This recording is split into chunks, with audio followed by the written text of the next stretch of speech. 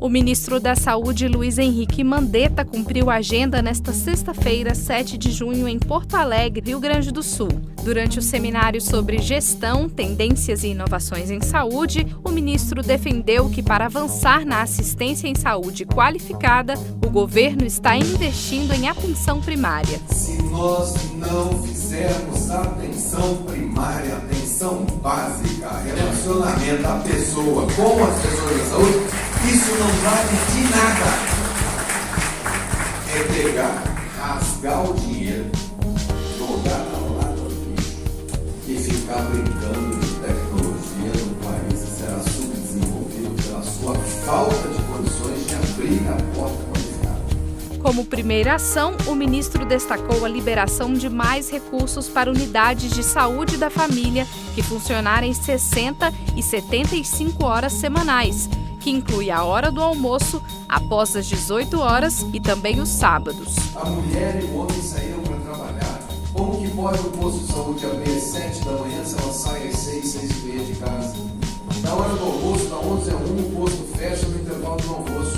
Aí o posto abre às 13 e fecha às 17 quando ela chega em casa às 18. Que é a única coisa que tem aberta para o trabalhador brasileiro, para a família brasileira, após as 17 horas, ou é uma UPA ou é um hospital. Aí todos reclamam que as pessoas só vão na UPA, mas o que é que está aberto no horário que elas podem ir?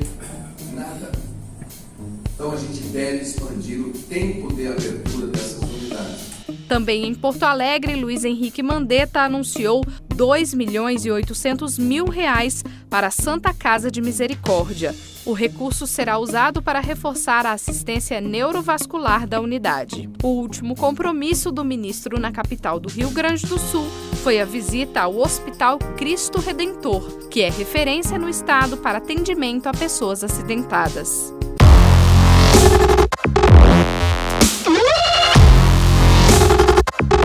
Certo? E um fato outro importante, essa questão muito aí que está ventilando, eu achei hoje no direito de pedir até para falar mais cedo, se a gente falar sobre a questão da federalização, que é uma coisa a ser analisada, não é um fato novo, deixar bem claro para os entes como tem endemias, não é um fato novo a discussão da federalização dos agentes. Sabe que não é fato novo? Porque isso lá em 2000 eu participei do processo de negociação com o governo federal. Na época lá a gente discutia a federalização dos agentes lá, na época lá atrás, até quando saiu a municipalização. A federalização tem seus prós e seus contras. Então vou começar logo a dizer, o Sindax é contra a federalização? Eu não posso responder no momento. Se a gente é contra, a gente é a favor. Vou explicar por quê. A federalização ela é muito boa. Sabe onde ela é muito boa? Nos municípios que são precarizados, nos municípios que massacraram nossos trabalhadores, que ficaram 4 anos sem ter reajuste. Exemplo de Salvador. Você tem 4 anos que ninguém sabe o que é um reajuste salarial. Tanto é que hoje ainda paga 879. Não paga nem o piso. Muitas outras cidades... Nem o mínimo. Muitas outras cidades que pagavam a 1.014 só veio mudar depois de 4 anos por causa do reajuste federal. Esses municípios, a federalização não tem nada melhor para ser resolvido. Nada melhor. Prefeituras que não têm dinheiro para pagar insalubridade, que é um direito nosso, direito da rede comunitária, endemia, receber insalubridade, mas temos um monte de cidade que não paga insalubridade.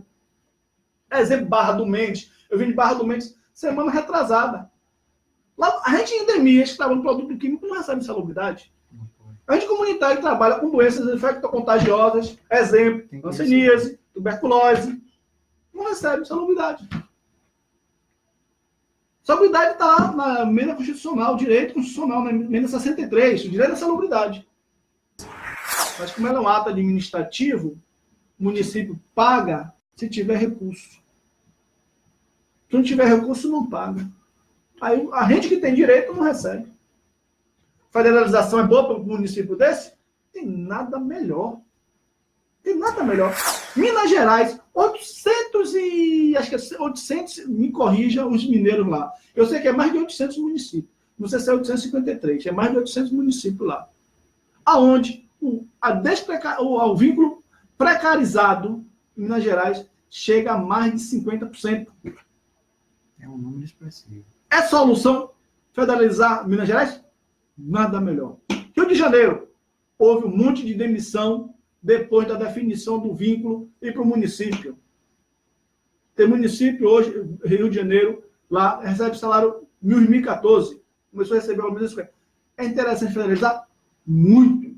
São Paulo, muito. Mas os municípios hoje, pronto, Ceará, vamos para o norte, Ceará, Nordeste, Ceará, tem um contingente de trabalhadores no município, um contingente de trabalhadores no Estado. Quem trabalha no Estado, agente comunitário, não é um funcionário estadual. Não é. Foi criado o cargo de agente comunitário no Estado, um cargo extinto, que vai manter aqueles trabalhadores até se aposentar ou até morrer. Sem direito a progressão nenhuma, a crescimento financeiro nenhum. É interessante federalizar trabalhadores como esse? Muito. Agente comunitário de saúde com mais endemias da capital do Brasil, Distrito Federal. Os agentes lá são contratados pelo Estado, que lá não existe prefeituras. É contratado pelo Estado. A mais salarial dos companheiros lá, eu acho hoje, dentro do Estado, dentro do Brasil todo, acho que são os maiores salários. Vamos federalizar todo mundo pelo maior salário? Essa é a pergunta. Vamos discutir na federalização o quê? Vamos pegar aquela tabela, que se lembra lá da lei 11.350, que no fundo dela existia uma tabela salarial, que era dos endemias, com progressões. Vamos encaixar todos os 300 mil agentes naquela tabela de progressão que está naquela lei, 11.350? Ou se for esse pensamento, nossa senhora, não tem nada melhor. Aí você se pergunta, se ainda quiser contra ou a favor? Ah, depende. Está em cima do muro, não. Nós somos bastante político, entendedor da situação. Depende. Nós construímos um processo lá atrás, como discutia na época a federalização, depois foi para a municipalização, discutimos a municipalização. Então nós estamos inseridos, foi todo o processo inserido no debate. Então, a favor de federalização, somos, sim. Somos. Para não ficar lá a favor nem contra. Somos. Agora precisamos, sim, discutir de que forma vai ser visualizada a federalização. Por quê? Até então. Porque a Confederação Nacional dos Prefeitos, dos municípios, que sempre foi contra a gente, nunca foi a favor, você foi contra. Com certeza. Fez um andinho contra o piso, fez um andinho na época contra a emenda constitucional, que a emenda 51. Emenda 51. Foi contra a emenda 51, contra a emenda do piso, contra tudo. Contra tudo. A CNM foi contra a nossa categoria. Hoje, que é pousar de uma moça, dizer que a federalização é boa para os agentes, que os municípios estão quebrados. Estão quebrados, não tem dinheiro para pagar. É disso agora. Nós estamos na luta há 16 anos. 16 anos estamos na luta. Brigando com os municípios. O município não tem condições de pagar, até hoje não paga insalubridade. O município hoje de Salvador, até hoje não paga o piso. Isso é uma angústia que nós estamos vivendo com os programas federais. Todos eles subfinanciados. O Estratégia da Saúde da Família tem uma defasagem de 68% e nós não temos a garantia de que ele vá ser corrigido todos os anos. Eu gostaria de que, já conversei com o ministro sobre isso, o ministro concorda com a gente, eu gostaria que o ministro pudesse nos ajudar a convencer o governo federal para que todos os programas fossem atualizados anualmente, né? Aí o ministro da Economia, o Ministério da Economia diz, olha, não pode haver indexação a reajuste de programas federais. Qual foi a ideia que surgiu? Que a comissão tripartite, no caso da saúde, possa se reunir todos os anos e determinar um reajuste para cada programa do Ministério da Saúde. E outra situação, aqui não tem nenhum gestor, nenhum prefeito, vice-prefeito, vereador ou vereadora, que é contra o programa agentes comunitários de saúde e agentes comunitários de endemia. Nós concordamos, esse pessoal é importante, faz um trabalho extraordinário no atendimento da saúde da população. Mas houve a criação de um piso, que impactou na União, nos cofres da União, e impactou também os cofres municipais, porque 5% do valor dos salários são pagos pelos municípios, e todos os encargos. Mas o pior é que, como criou um piso para essas categorias, os outros servidores da área da saúde, lá nos municípios, estão pressionando os nossos gestores por aumento de salários também. Então, não seria o caso. Nós temos uma proposta da federalização dos programas federais. E a nossa proposta é de que comece por essas categorias. Vamos federalizar os agentes comunitários de saúde e os agentes comunitários de endemia. Mas eu sei que o senhor entende, compreende a nossa angústia, a nossa situação, e o senhor vai, de alguma outra maneira, discutir com a gente, como vem discutindo, estas situações, para que a gente possa enfrentar essa problemática toda. Então, gostaria de lhe ouvir sobre isso que eu fiz aqui um breve comentário. Bom, muito obrigado, presidente, pelos comentários. E sei que essa daqui tá bom, tá bom? Estão escutando, gente? Bom, eu acho que essa discussão de custeio da saúde, ela é totalmente pertinente e tem que haver as suas bandas, etc. Agora, primeiro, vamos lá, vínculo. Ele tem que estar sob o comando de quem está dentro da vida do dia a dia das pessoas. A gente não pode, por causa de uma coisa errada, propor uma coisa que possa ainda vir a ser pior. Eu acho assim, vamos sentar e vamos reafirmar. É esse mesmo o nosso caminho, mas vamos fazer isso juntos. Os agentes comunitários, quando foi votar na Câmara e no Senado, o impacto desse salário é da União. Onde que eu acho que talvez tenha sido o equívoco, presidente? Quando foi votado isso em 2012, 2013, foi colocado lá que a União faria um reajuste anual acompanhando o salário mínimo. E houve o veto da presidente. E eles tinham um piso de 1.014.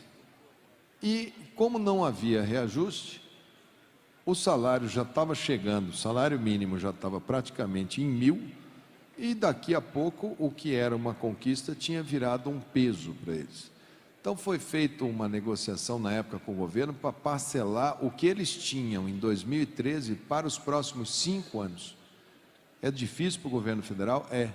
Mas talvez seja uma maneira da gente recolocar esses profissionais da saúde dentro de um centro de valorização e discussão que tem que ser feito. Os agentes estão pouco qualificados, talvez nós partimos para uma qualificação de nível técnico, para que eles possam ser técnicos de saúde comunitária, possam medir pressão arterial, possam medir um diabetes, uma gotinha de sangue na mão e fazer uma revolução na atenção básica e nos dar redução de custo. Isso pode nos ser muito bom. Quem é que vai fazer? Hoje está surgindo um profissional chamado cuidador de idoso. É um curso de 60 horas. Podem ter certeza, do jeito que nós estamos envelhecendo, nós vamos precisar de pessoas que possam interferir, orientar as famílias no cuidado dos idosos, porque se nós formos apostar só em hospital, não tem estrutura hospitalar e recurso para essa gente toda. Então nós precisamos capacitar, e talvez eles sejam o que hoje parece ser um grande problema, talvez eles possam ser a grande solução de como gerir a vida dessas pessoas agora nessa próxima década. Mas é uma discussão pertinente, eu reconheço. Quanto ao programa dos médicos, como é que ele foi pensado? Faz um processo seletivo simplificado. Chegaram a ter 15 mil médicos cubanos. Esses médicos, eles não saíam. Primeiro que ele só era autorizado a ser médico naquela cidade, naquela unidade de saúde. Segundo que ele tinha que pedir autorização. Ele não podia dar plantão, ele não podia ir na cidade vizinha, ele não podia nada, ele era cativo. E é lógico que para quem é o gestor, para quem é o prefeito, isso resolve. Lógico que resolve. Agora, tem um pequeno porém. Eles eram de propriedade do governo de Cuba. A partir do momento que o governo de Cuba não quis mais fazer o negócio, o governo de Cuba falou: voltem para Cuba. E retornaram 8.500 da noite para o dia. O governo, ainda no governo Temer, chamou para repor dos 8.500. É lógico que o médico brasileiro que tinha sido deslocado por esse médico, às vezes ele saiu de uma equipe que já existia para outra, ele achou melhor aquele vínculo, teve um spinning, teve uma reacomodação. Agora, um país que abriu, nós tínhamos 148 faculdades de medicina, nós estamos com 320. Nós passamos de 13 mil vagas no vestibular de medicina para 35 mil por ano. Nós vamos formar 350 mil médicos por década. Os médicos trabalham aproximadamente 4 décadas. Nós vamos estabilizar em 1.500.000 a 1.600.000 médicos. Para vocês terem uma ideia, hoje no Brasil tem 1.300.000 técnicos de enfermagem. Não é possível que nós, que estamos fazendo um esforço desse tamanho, pagando FIES para uma quantidade enorme de médicos jovens, que nós não tenhamos uma proposta do Estado brasileiro para poder fixar esse povo nas cidades brasileiras de difícil provimento. Esse é o desafio. No mundo democrático é como atrair as pessoas, mas dar para as pessoas o direito de ir e vir. Ficar preso, eu era tão feliz com aquela pessoa que não tinha, ele não tinha visto, ele não tinha carteira de trabalho, ele não tinha sindicato, ele não tinha nada, ele não tinha família, ele não tinha mulher, ele não tinha filho, ele ficava aqui na minha cidade. Ficar preso a isso é ficar preso a um passado que, se nós continuarmos sendo um país democrático, eu acho que não volta mais.